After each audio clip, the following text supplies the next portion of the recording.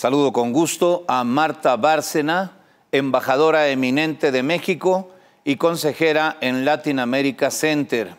Gracias por estar con nosotros. La agradecida soy yo, Guillermo, de poder estar contigo en este programa y con el auditorio del financiero Bloomberg y bueno, y compartir y charlar sobre algunos temas internacionales. Y bueno, esta semana la Secretaría de Relaciones Exteriores informó que el presidente de la República realizó 16 designaciones para representaciones de México en el exterior. Algunos de estos nombramientos a embajadas y consulados han sido controvertidos. ¿Qué opinas de manera general de estas designaciones?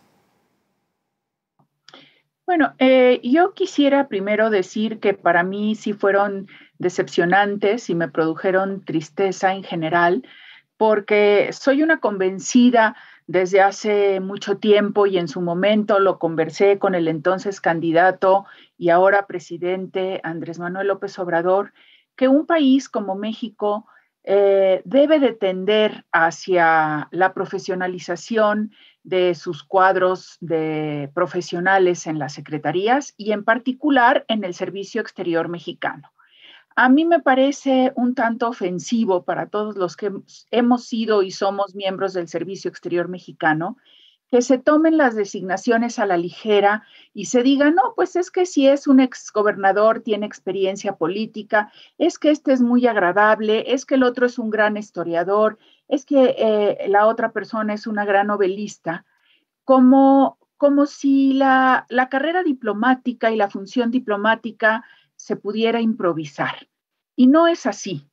No es así porque exige no solo estudios universitarios, para ingresar al servicio exterior tienes que tener obviamente cuando menos el grado de licenciatura, cuando antes no se tenía, y porque los exámenes de ingreso al servicio exterior son muy exigentes, son muy competitivos.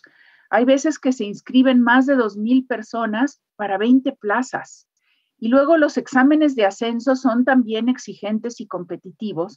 Y las personas que se unen al servicio exterior, pues se unen con el objetivo, con la ilusión de llegar a ser embajadores de México, y de repente ven que durante años, a pesar de su dedicación, de sus capacidades, de que han pasado los exámenes, pero no han habido plazas para darles el ascenso, siguen igual después de 5 o 10 años, mientras que llegan personas quizás con buena preparación, no lo dudo, y con capacidades, por encima de ellos a desempeñar un puesto para el cual no están entrenados y no se han dedicado toda su vida a prepararse para ello.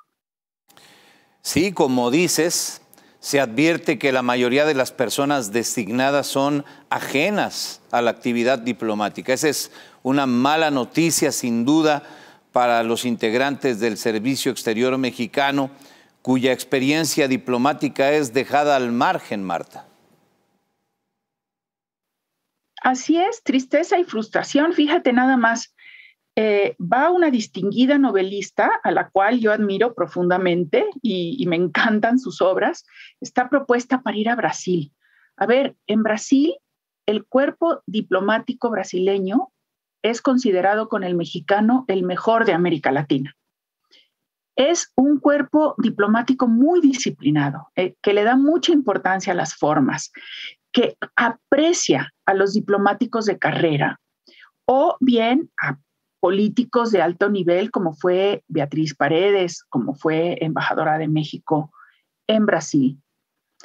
Pero yo creo que a pesar de todo el apoyo que tenga de los funcionarios de la embajada, la gran novelista Laura Esquivel, pues tampoco es fácil que aprenda en una cuestión de meses cómo se llevan a cabo las relaciones diplomáticas. Eso sin duda alguna. El caso similar podríamos decir de Rusia. Mira, ahorita la situación de Rusia en Ucrania, con la relación con Estados Unidos y con Europa, es muy delicado, muy, muy delicada. Necesitaríamos tener ahí uno de los grandes embajadores de carrera de México, con mucha experiencia y preferiblemente alguien que hable ruso. Y tenemos gente en el servicio exterior que habla ruso. Y así puedo seguir. Entonces, lo que vimos con estas designaciones es que 7 colegas embajadores o titulares de embajadas fueron desplazados de sus embajadas, se dio por terminada su misión. A la mayor parte de ellos se les avisó el último día que estaban en la reunión de embajadores, no se les avisó con antelación y solamente a 2 o 3 de ellos les ofrecen un puesto, un cargo posterior. Entonces estamos viendo el desplazamiento de los miembros de carrera del servicio exterior y estamos viendo el cierre de los canales de ascenso y de oportunidades para los jóvenes cuadros del servicio exterior, que en su gran mayoría son muy brillantes, muy dedicados, muy entregados. Todo esto que dices, embajadora Marta Bárcena, es realmente lamentable, pero además hay algunas designaciones de estas que se hicieron que han sido especialmente cuestionadas. 2 exgobernadores priistas cuyos estados fueron ganados por Morena en las pasadas elecciones parecen ser premiados con un consulado o con una embajada donde deberían ser designados diplomáticos de carrera, como bien dices. Así es, Guillermo. Desgraciadamente, en el caso del consulado en Barcelona, se ha utilizado en muchas ocasiones para enviar amigos, para enviar políticos, etcétera. No es la primera vez que se hace. Lo han hecho muchos gobiernos anteriores. Tú recordarás que ese consulado era un consulado general y se degradó o se le bajó el nivel a consulado de carrera, justamente para evitar que el titular designado tuviera que pasar por la ratificación del Senado. Y se envió el entonces exgobernador de Veracruz, Fidel Herrera, al consulado en Barcelona. Esto nada más como un ejemplo de que ya ha habido otros políticos. Pero si uno sigue con atención la situación política interna de España, pues sabe que el tema del independentismo catalán, de las negociaciones entre el gobierno central y el gobierno regional de Cataluña es un tema muy delicado y que por lo tanto hay que actuar con extrema prudencia. Segundo, tenemos una comunidad mexicana muy grande en la zona que cubre el consulado de México en Barcelona, porque no es solo Cataluña, es Valencia, es parte de Navarra, etcétera, y hay que tener mucho trabajo con la comunidad en materia de documentación, de protección, de relaciones con la comunidad y siempre también con las inversiones que vienen de esa región. Gran parte de las inversiones turísticas en México son catalanas o mallorquinas. Entonces, y todas las Islas Baleares se cubren desde el consulado. Si mi memoria no me falla, a lo mejor hemos hecho algunos cambios ahí desde el consulado en Barcelona. Lo mismo podríamos decir de República Dominicana y donde se está moviendo a un exoperador de Morena en Querétaro, ahora a Corea del Sur, y yo me pregunto, ¿qué experiencia puede tener un exoperador electoral de Morena para ser embajador en Corea del Sur? Ni más ni menos.